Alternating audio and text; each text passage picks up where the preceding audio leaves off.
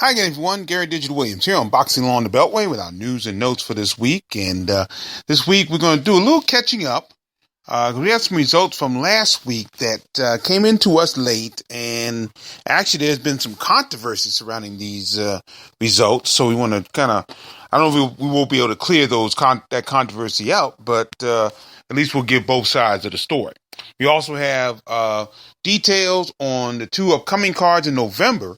November 5th at Rosecroft Raceway and November 12th at Du Burns Arena in Baltimore, the Coppermine Du Burns Arena in Baltimore now.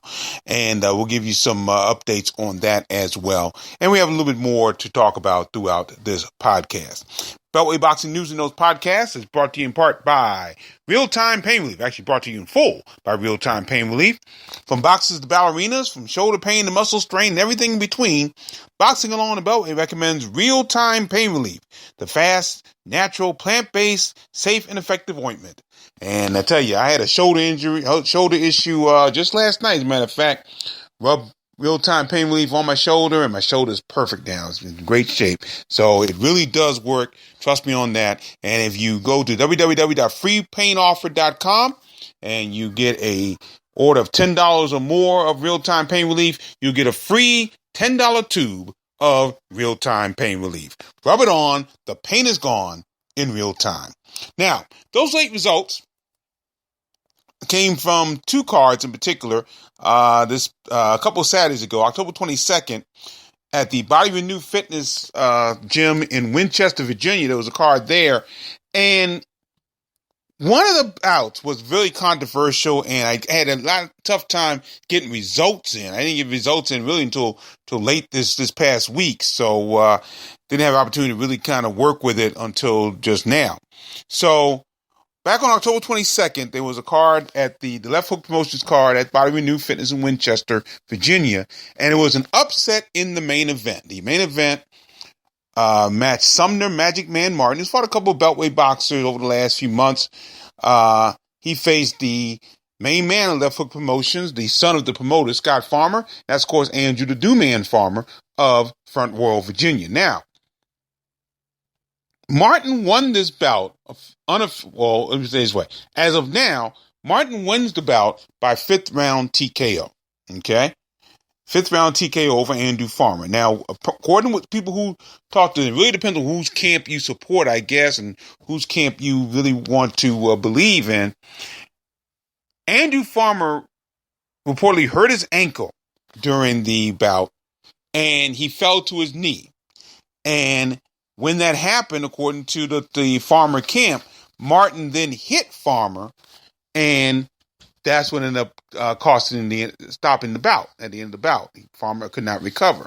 Now, the Martin camp, of course, claims that it was a punch by Martin that sent Farmer to one knee, and he was counted out. The bout was ended at 2:55 of the fifth round. Now, I've been in contact with the Farmer camp, and they're pledging to send me a video of the bout so I can make my own decision on this. Of course, the Martin camp, which is led by Scott Sigmund of the Hurt Factory, claims, of course, Farmer got legitimately knocked out. So we don't know the truth in this. I really don't know. I have not seen the footage. Apparently, there is going to be a protest lodged with the Virginia Athletic Commission. We'll see what happens about that, and we'll take it from there. But for right now, Martin, the win, broke a two-bout losing streak. And again, Martin lost to two previous Beltway boxers in the last two bouts, Michael Fox and Kareem Martin, prior to this win. Martin's record right now is 6-3, 4 KOs. And Farmer now drops to 19-4, 7 KOs. So, again, we don't know whether or not the injury caused that or whether or not a punch caused it. We'll see what happens along those lines if you get a video of that event. Also on this card, the debut of Joey Bazooka Joe Veazey. We can now use his nickname in the pros. Bazooka Joe Veazey made a successful pro debut with a 4-round decision over Alberto Delgado of Roanoke, Virginia. So Veazey, who I've been following since he was a very little kid, now is in the pros at 18 years old, and he is now 1-0. Delgado falls to 0-1-1. So congratulations to Bazooka Joe Veazey. And another minor upset, and this is a minor upset, but I think it's still given the records, it's still an upset. Terry T. Brick Roy, he was trying to make a comeback after being away from the business for quite some time. He's trying to make a comeback, and quite frankly, the comeback has not been successful. We saw him lose. You heard about on the Box on the Beltway Google app for Android. Earlier this year, he fought at ABC Sports Complex and lost a bout for the Virginia State Cruiserweight Championship to Earl Platt. Well, he lost a 4-round decision here to Damian Reed out of Danville, Virginia, and I don't have the scores. We didn't get the scores of that. But Roy now lost 2 straight. We said his record falls to 8-4-2, 7 KOs. But his bout against Platt was at least a winning boxer. Reed is not. Reed's record right now with this win is 3-14-1 with 1 KO. And you got to wonder where Terry Roy is at this point, trying to make a comeback and falling in 2 bouts. And again, I didn't see this one, so I don't know what he did in this particular bout. But I know against Platt, he looked a little sluggish. You could tell he had been out for a while. And Earl Platt was able to basically control the action in the bout. So that's a tough one for Terry T. Brick Roy there. So a tough loss there, his second straight loss. Also, another guy who has been fighting primarily out of Jersey City, New Jersey. He's fought a couple outside the area. This is the first time he's fought close to the Beltway region in a while. But in the amateurs, he was pretty strong as a amateur boxer. We're talking about Joe Jones III out of Washington, D.C., now fighting out of Jersey City, New Jersey. He scored a first-round knockout TKO over Born God Washington. Not to be confused with God Sham God, I guess, but Born God Washington out of Queens, New York. The bout was stopped at 118 of the first round. Jones, like I said, has not fought in the area, so we haven't really caught up with him until this bout in Winchester on the 22nd of October. And now he is 8-0 with 6 KOs, so he's doing very well thus far. Also on the card, Matthew Boogeyman Bowling. He made his pro debut a few weeks ago at the ABC Sports Complex. He is now 3-0, 3 KOs at Fort Valley, Virginia. Scored a first-round TKO over Nathan Petty out of Louisville, Kentucky. Nathan Petty is now 132-1. Bout was stopped at 116. Craig Callan out of Virginia scored a first-round TKO over Brian Ote out of Lansing, Michigan. Ote has not been out of the first round in his career. He's now 0-6. Callan is 2-1 with 2 KOs. Damani Rock, that's a heavyweight out of Philadelphia, Pennsylvania, who a lot of people are pretty high on. He had an outstanding amateur career. And I think he fought on one of the cards, one of the big cards we had in April. I believe he was on the undercard of Thompson and Ortiz. I want to say that. But Rock scored a third-round TKO over John Orr out of Kansas City, Missouri. Now, the weights for this bout were unbelievable. Damani Rock came in like at 232 pounds. John Orr came in at 331 pounds in that bout. He was stopped in the third round, 203 the third round. Damani Rock now 5-0, 4 KOs, and Orr is 1-9. Joe Cusimano out of Richmond, Virginia, now 10-1, 8 KOs. Scored a first-round TKO over Jason Pauly out of Cabin Creek, West Virginia. Pauly 5-21 with 1 KO. The bout was stopped at 204. Jairo Fernandez Vargas out of Mechanicsville, Virginia. He's 6-1, 5 KOs now. Scored a first-round TKO over Tony Wilson. The bout was stopped at 214. So that's the card out of Winchester, Virginia. And again, we'll follow up if any changes take place as far as the featured bout, where once again Sumner Martin out of Martinsville, Virginia, scored a 5th-round TKO over Andrew the Dooman Farmer. That's how it stands at this moment.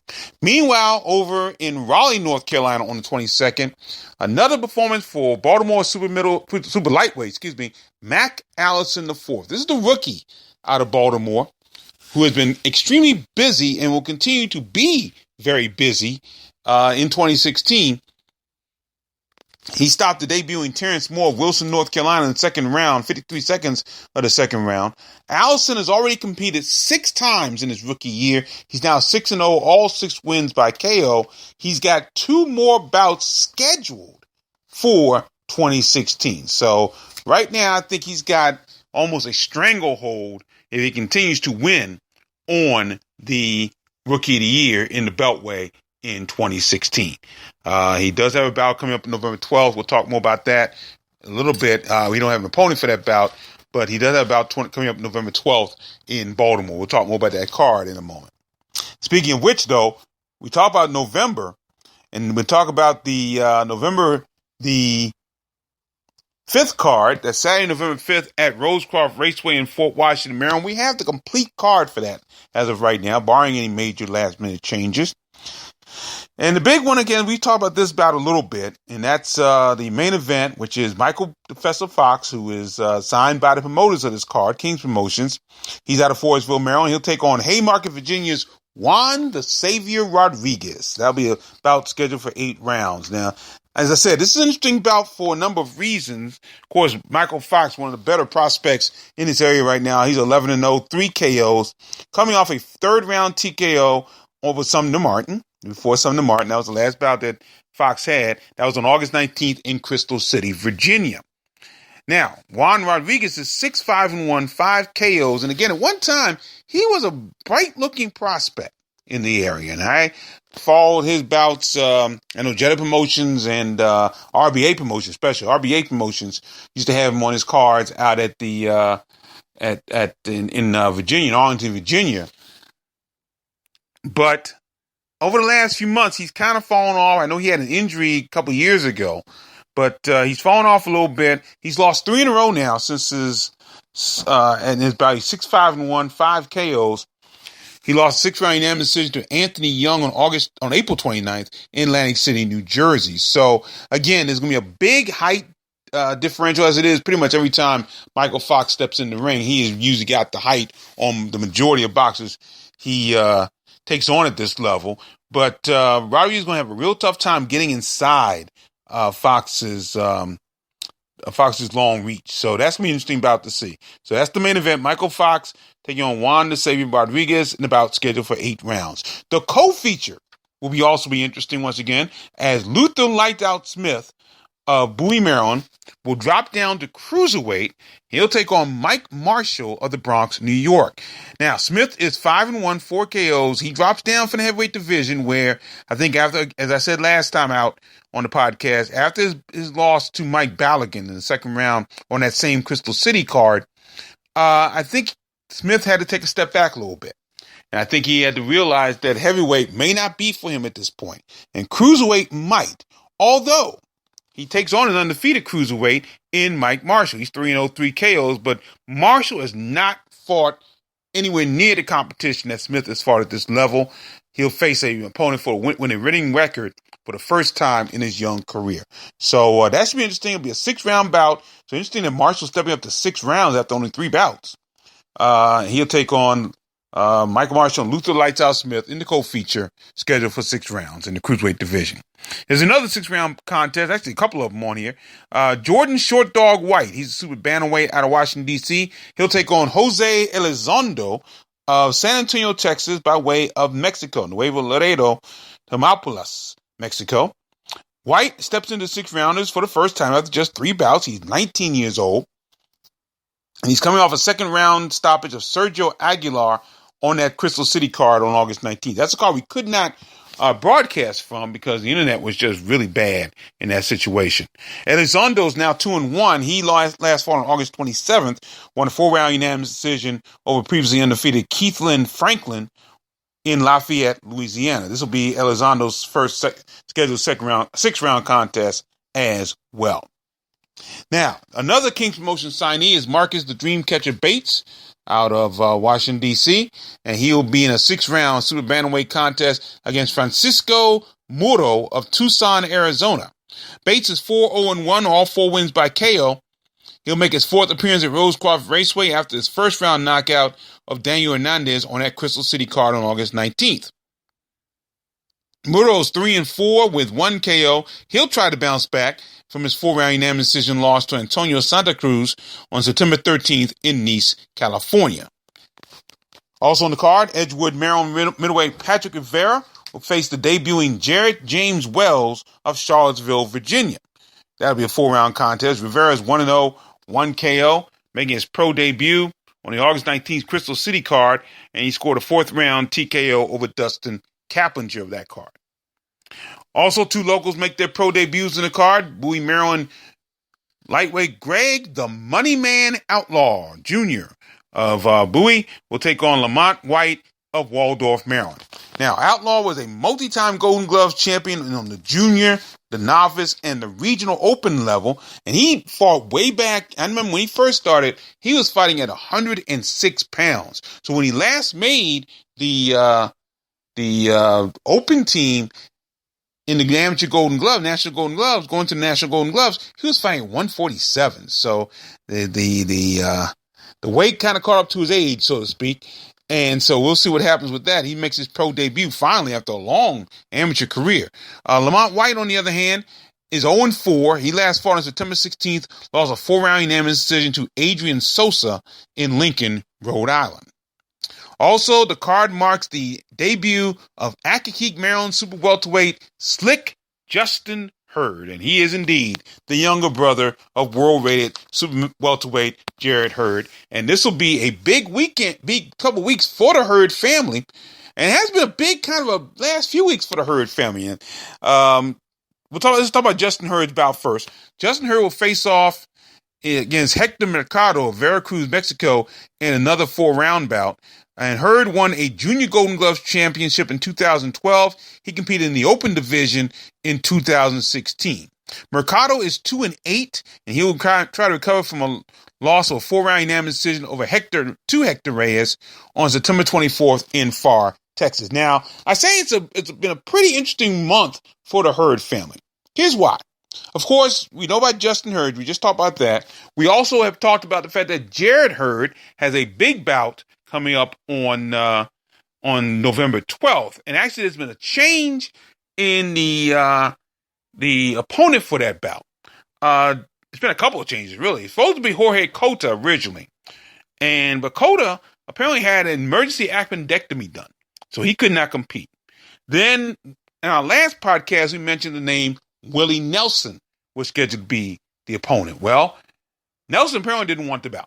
It was too close. He didn't want the bout. So now the opponent, and this is, again, I think is a little step up from even Willie Nelson in this case. Hurd is scheduled to take on a guy by the name of Jojo Dan. He's out of Romania, now fights out of Canada. And this is the card this will be the bout at Temple University in Philadelphia, Pennsylvania, at the Licoris Center on November 12th. And Dan has fought for a world title. And this could be an interesting bout for Jarrett Hurd in that situation. So that'll be November 12th. That's the bout on Spike TV at 9 o'clock. And it'll be Jarrett Hurd taking on Jojo Dan, who, again, once fought for a world title. So this will be an interesting bout. Now, if that wasn't enough, the little nieces of the Hurd brothers, Lyric and Melody, I think the name Lyric and Melody, they are YouTube viral sensations for their dancing. One is 7 years old, the other is 4 years old, and just recently they made an appearance on the Ellen Show, Ellen DeGeneres' talk show, daytime talk show. So, and they did very well. They spoke very well. They were a lot of fun. Ellen seems to make people feel very at ease on her show. And she did a great job, and Lyric and Melody did a great job on that situation. So it's been an exciting time to be a member of the Hurd family as of late, and hopefully that will continue for the next couple of weeks. Meanwhile, also on this card, coming up on November 5th, undefeated St. Louis, Missouri super lightweight Kent Cruz takes on Darius I Am King Irvin of Los Angeles, California. Is a 6-round contest there. Cruz won an 8-round unanimous decision over previously undefeated Ricky Edwards on September 3rd in San Antonio, Texas. Irvin won a 4-round majority decision over Diego Padilla on August 8th in Indio, California. Irvin is 3-0. So that is the card as it stands right now for Saturday, November 5th. Of course, we'll be live from Rose Clark Raceway, bringing you broadcast on the Box on Beltway Google app for Android. We'll be on the air probably around 7:25 or so. We'll get that finalized. Hopefully by the end of this week, we'll get that finalized for you, and we'll be on the air bringing you live coverage of this card from Rose Golf Raceway in Fort Washington, Maryland, the Kings Promotions card. Then on Saturday, November 12th, we'll be at the Coppermine Du Burns Arena in Baltimore, Maryland for a Shaw Style Promotions Shabazz Brothers card. Now, the card is still in motion. A lot of things haven't been completed yet. Here's what we know. The headline on the card will be Baltimore, Maryland light heavyweight Travis Severe Reeves, who will be competing for the vacant IBO light heavyweight championship against his opponent to be determined. So that's what we know as far as the main event. Reeves is scheduled to go after the IBO light heavyweight title. Reeves is 12-2-2 with 6 KOs. He has been on a complete and utter roll as of late. He's won 9 straight, and his last 3 wins by knockout, including a great win over Larry Pryor in the 8th round to win the Maryland State Cruiserweight title back on May 14th in Timonium, Maryland. You heard that bout here on the Box on Beltway Google app for Android. And so it's going to be that was a great situation there. And again, interesting to see what Reeves will do as a light heavyweight. He was almost a light heavyweight when he fought Pryor. He was up at 178 or so. So it looks like he can make that weight. And he's looked strong. He's looked stronger throughout this most recent run that Reeves has had. He really worked a lot of technique and really done some great things. So it'll be interesting to see what he does. Whoever his opponent will be, hope to have that for you sometime this week as well. Now, in bouts already signed for this card, some interesting bouts. We have an all-Maryland 4-round light heavyweight contest between Germantown, Maryland's Eric Govan and Baltimore's Devin Butcher. Govan is 5-1 with 3 KOs. He's riding a 3-bout winning streak. That's including a 4th-round TKO over Travis Davidson. That was back on February 6th in Salem, Virginia. Butcher, however, will try to bounce back from suffering his first pro loss. That was a 6-round split decision to Daniil Goyko. That was on the May 14th card at Timonium, Maryland at the Maryland State Fairgrounds. And that was an interesting card in and of itself. I think Butcher did not get started well enough in that situation. He's going to have to change that to go up against Govan, who is not the fastest starter in the world either. So that'll be an interesting bout there. So again, Eric Govan takes on Devin Butcher in a 4-round bout. That's one of the bouts for this card. Also, Owings Mills, Maryland heavyweight Kobe Madison. He'll be back in action in a 4-round contest against Solomon May of New Haven, Connecticut. Madison's 3-0, 2 KOs, coming off a first-round TKO over Bryson Halbrick on that August 19th show in Crystal City, Virginia. May is 3-6-2 with 3 KOs, but he's won his last 2, including a second-round TKO over Mike Barassi on October 8th in Scranton, Pennsylvania. Now, May also gave a little bit of a tough time to Luther Smith. Luther Smith, we just talked about, in Atlantic City, New Jersey. That was Smith's first road trip, and it was a late opponent. And Smith had a tough time, but Smith ended up winning a 4-round split decision on that card. That was at the now old Taj Mahal in Atlantic City, New Jersey. Baltimore, Maryland super middleweight Stephon the Surgeon Morris takes on debuting Gregory Clark of Washington, D.C. That'll be in a 4-round bout. Morris is 3-0, all 3 of his wins by knockout. He last fought on June 11th and scored a first-round TKO over David Rohn at the ABC Sports Complex in Springfield, Virginia. Once again, you heard that bout here on the Box on Beltway Google app for Android.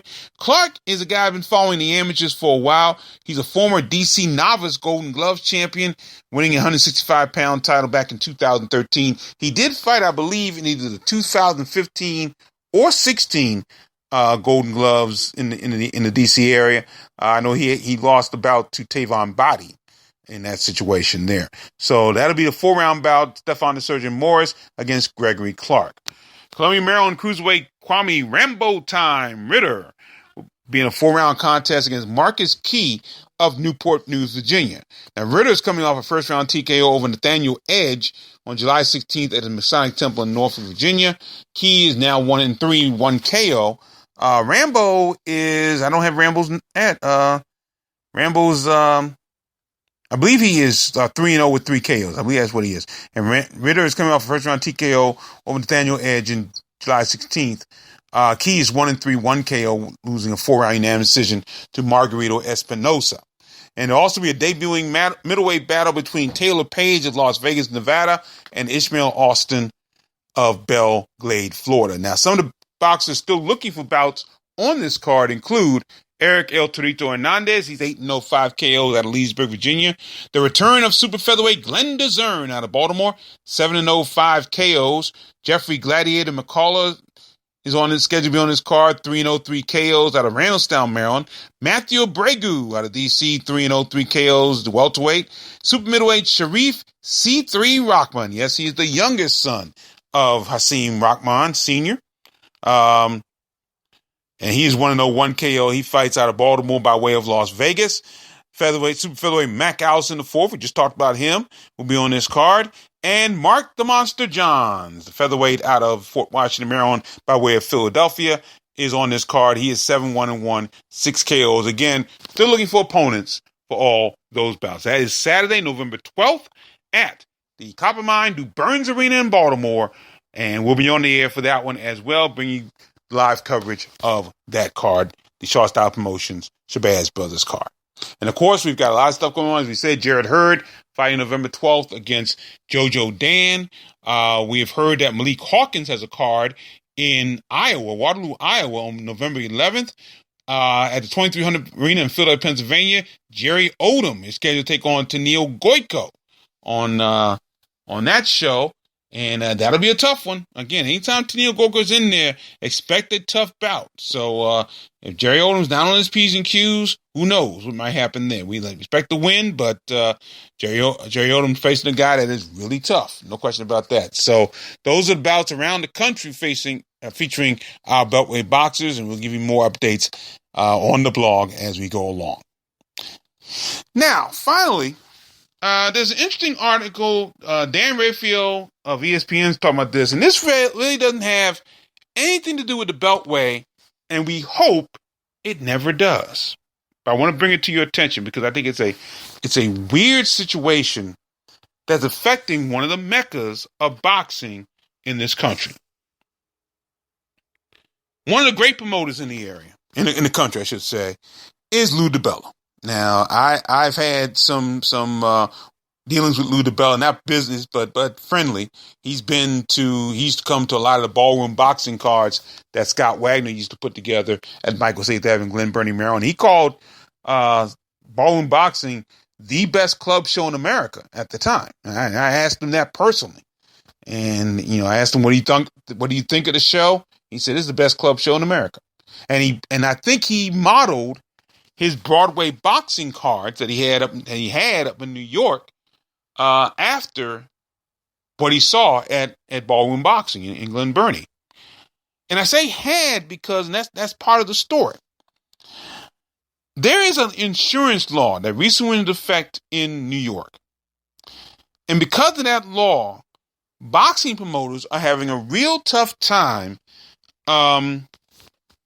making ends meet to try to put on cards in New York, and many of them are now deciding not to do that. Now, according to Dan Raphael of ESPN, here's what the law says. I'm going to read straight from his article that you can see on ESPN.com. The law, and this is a law that legalized mixed martial arts in the state of New York. Now, mixed martial arts, till very recently, was not allowed in the state of New York. So now it is. Now, here's what Raphael says, quote, the law, the one legalizing MMA in the state that went into effect in New York, includes new insurance regulations, including dramatically increased premiums that promoters must pay in order to run a show. The minimum coverage for general medical coverage per fight on each card went from $10,000 to $50,000. Now, that's a change that most promoters had no issue with and conforms to the norm in many other states. That's not the weird part about this. The law also, however, requires a new, and according to Raphael, unprecedented $1 million minimum requirement for each fighter in the event the fighter suffers a traumatic brain injury. Now, Raphael calls that a very rare occurrence, and I guess it is. But of course, one of the most recent ones took place in our own Beltway area with Pritchard Colon. And now a year after that, and we're all a little bit over a year now since that That bout took place at the Eagle Bank Arena in Fairfax, Virginia. We don't know what Colon. Colon is still. I know he's in a center, rehabilitation center. But we don't know what his condition is. I don't think it's life threatening, but he's still battling. Let's put it that way. He's still battling. But that $1 million minimum requirement in case of a brain injury is the stickling point. Rayfield goes on to say, even if promoters could take on the added financial burden of the increased insurance premiums, they're expected to only impact the smaller club shows. There has yet to be any insurance company authorized by the state to offer such a policy, and it does not appear that despite the efforts of various promoters and the New York State Athletic Commission, a policy offer is imminent. Now, the New York State Athletic Commission, according to Rayfield, says that it expects at least 2 companies to soon begin offering policies, but it's unlikely to happen at any time to salvage any boxing dates for the remainder of this year, and it could stretch the state's boxing blackout into 2017. And that's tough. That is just, it's scary because there are boxers in New York, and one of them they talked to was Heather Hardy, who just had the big win over Shelly Vincent not too long ago, who is really suffering because of this, because this is the way she really wants to make her living, and she cannot do it in her home state. Now, Rayfield says September marked the first time in more than 11 years that it was a full calendar month, 30 days in this case, without a pro boxing card in the state of New York. With all the history of boxing in New York, Madison Square Garden is called the Mecca in New York, the Mecca for sports entertainment, really, truth be told, on the shoulders of pro boxing, with all the great boxing cards they had there. Ali Frazier won, and bouts that were on Gillette, Cavalcade of Stars, Jet Sports Network, Jet Sports Show. This is why is one of the big reasons why Madison Square Garden is called the Mecca. Okay, the Bella has moved this Broadway boxing series out of the state. He's November 19th. He'll be at the Foxwoods Casino, Massachusetts, Connecticut. December 2nd at 2300 Arena in Philadelphia. Now, the Bella told Dan Rayfield, "There's such a rich history of boxing in New York," he's quoted as saying, "and now the sport has, for all intents and purposes, been evicted by a legislature willfully ignorant of both the boxing and insurance industries. The actions of the powers that be in Albany and the political appointees are depriving New York State residents of the sport of boxing from their livelihoods, hitting boxers very hard, and most struggles to pay their bills and need to be active." The Bell goes on to say, "This is a disgraceful abuse of legislative and state power." Now, Rayfield says the New York State Athletic Commission could modify the law, which reads in part, quote, "The commission may from time to time promulgate regulation to adjust the amount of such minimum limits. But the law went into effect in September, with the commission declining to modify that $1 million minimum for coverage requirement, which promoters call arbitrary. And the commission said it does not plan to make any changes." And I guess I bring this up because another boxing promoter, Joe DeGuardia, Star Boxing, has also not done shows in New York because of this. Been suffering on this. And I guess I bring this up because I don't want it to happen here. Okay? I don't want the commissions to change their policy. And again, we had the situation in Virginia, so if anybody could do it, is Virginia.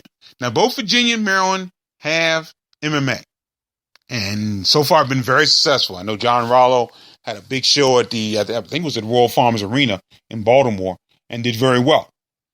They've had shows in Virginia. I know I covered one in fact, I called one, believe it or not, at the Eagle Bank Arena many years ago.